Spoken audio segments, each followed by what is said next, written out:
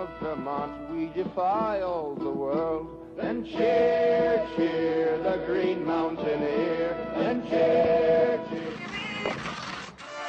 I need my soul to scream out.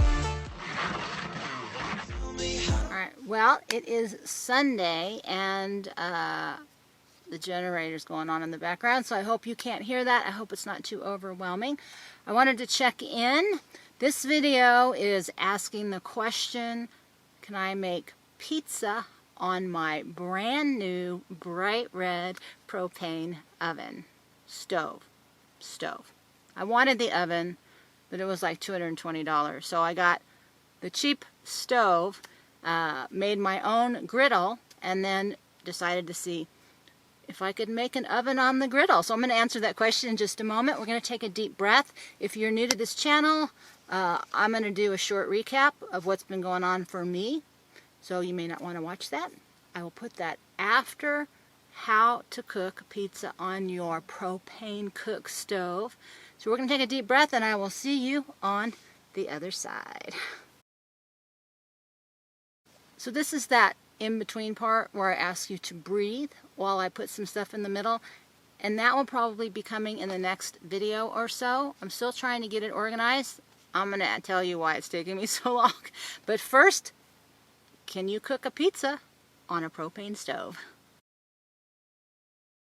So the short answer is, of course, but I wanted to know, would it, get melty and bubbly and taste like pizza? And so one of the things I found in my trying to figure out how to live in my off-grid lifestyle here in my tiny little trailers is that I miss not having an oven. And this was the cutest little stove. It's a Hike Crew. I think they're a brand new company, but it was $220. That's a little out of my budget and rational thinking process to buy a little stove that I probably won't use that often. So then I wanted the griddle propane stove. Then I'm like, but the regular propane stove, cook stove, is so much cheaper. So I went ahead and got the cheapest one, which is just the plain propane stove. Got a $10 griddle from Walmart, and instead of paying $100, I only paid $70 for the combo. And so the next question was, what is a stove, right? It's basically creating heat between two layers. So eventually what I want to do is use that griddle as the bottom of the stove and put a lid over the top to collect heat so I can bake things a little bit better, but I haven't got that yet.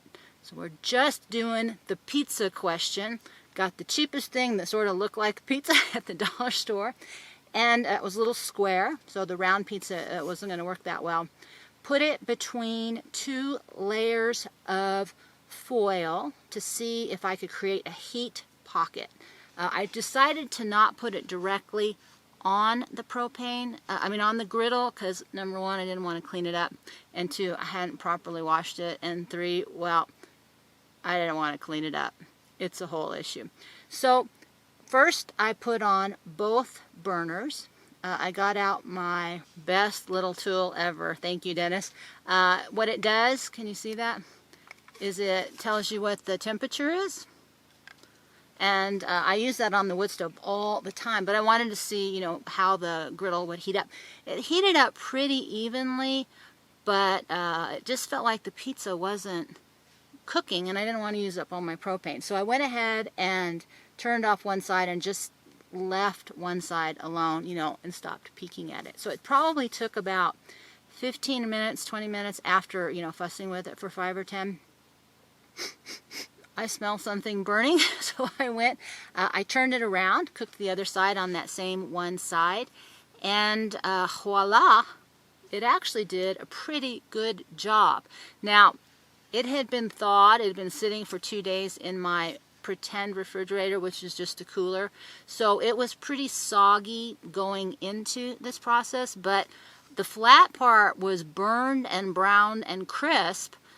So I was amazed it did as well as it did, and for being, $1.35 piece of pizza, it wasn't too bad.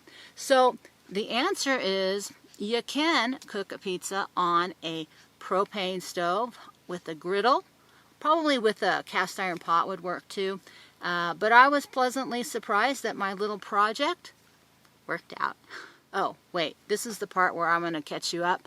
So for those of you who are following and want a little update, I just did that little thing because that's a question I've been asking myself, and I don't have my official videos out. So I am super excited about where I want to take this platform. I'm not so excited about what's going on outside in the world. So I don't know if I'll even be on YouTube. So I am redoing my websites at jillelizabeth.net and survivalroad.net. Links below. My plan is over at survivalroad.net to have my material and my content, whichever platform I end up putting it on, there. If I get canceled there, I'm also going to start, hopefully, maybe we'll see, using my Gab, gab.com, which is linked also over at Survival Road. If it's not linked when you see this, it will be eventually. Because I'm going to use that as a live feed, and for anything I just want to do spontaneously. Eventually, I'm going to be able to upgrade, hopefully, to their video platform. I keep waiting, then I can do it. Then they keep raising the prices. But they have built their own internet world. So they cannot be censored unless somebody basically pulls their plug. So I want to support true free speech. So you will catch me on my websites over at Gab. I'm going to try to upload at Rumble, but I'm not sure how long they're going to last either.